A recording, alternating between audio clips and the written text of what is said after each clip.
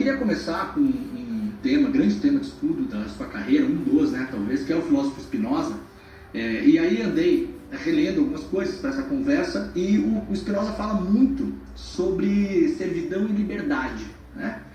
A liberdade é essa palavra que voltou à moda no Brasil, só que ela vem com uma roupagem um pouco, talvez, deturpada, né? A gente vê muita discussão sobre liberdade de expressão, a maneira como ela é usada, instrumentalizada pela política, que acabam virando ataques contra as instituições, a Suprema Corte, contra o próprio corpo político em si.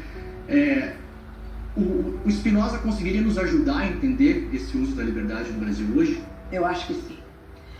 Há duas coisas que são importantes na ideia spinozana da liberdade. A primeira é que a liberdade não é uma decisão voluntária de fazer isto ou aquilo.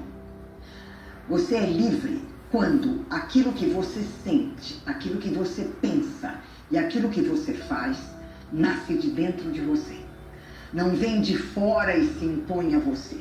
Você é a causa dos seus afetos, das suas ideias e das suas ações.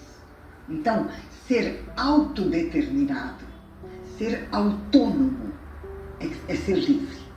Então, a ideia de que a liberdade é um exercício da vontade quando ela decide bem, não é a posição de Spinoza. A liberdade é um instante no qual eu sou capaz de me reconhecer como a causa completa daquilo que eu penso, daquilo que eu sinto, daquilo que eu faço na minha relação com os outros e com o mundo. Então eu te diria que o conceito spinozano de liberdade tem tudo a ver conosco agora. Porque se você levar em consideração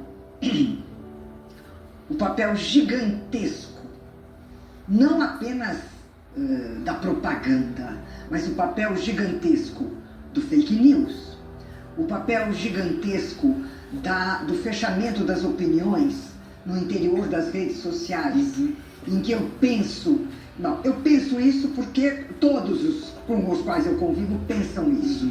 Não. Será que é verdade isso que eu penso? Será que é certo isso que eu penso? Ou seja, o fato da rede social funcionar como uma bolha de opiniões, né?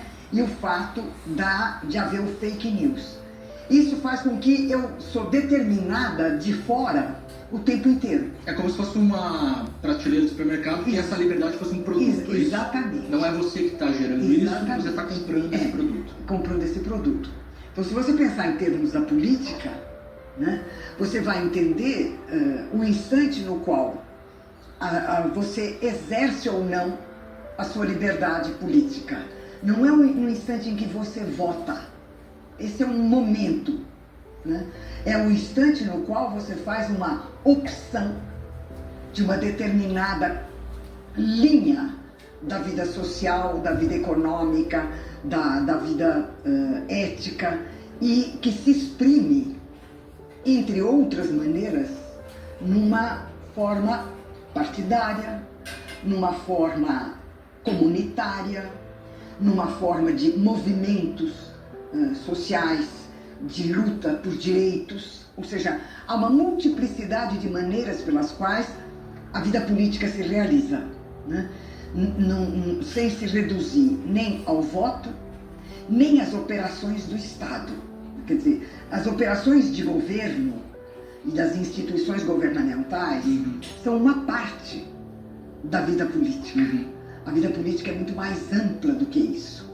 Porque numa democracia, o que caracteriza a vida política numa democracia é a criação de direitos, a garantia de direitos, a conservação de direitos e a capacidade de promover novos direitos.